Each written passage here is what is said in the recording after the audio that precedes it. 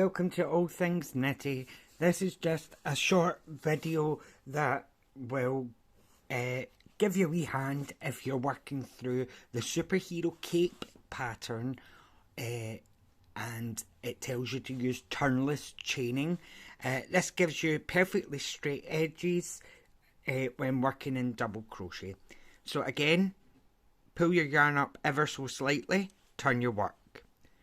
Put the wool behind your hook, hold it with your right index finger, and then we're going into the very first stitch here.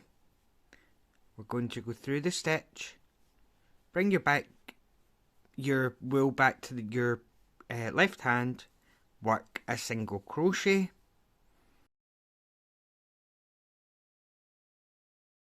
and now we have left loop and right loop.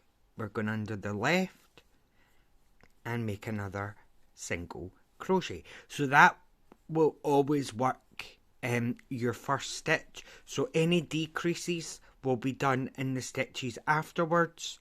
And when you get to the end, as you can see, you will work your last stitch there, and that gives you, again, a lovely straight edge. Okay, so that was turnless chaining.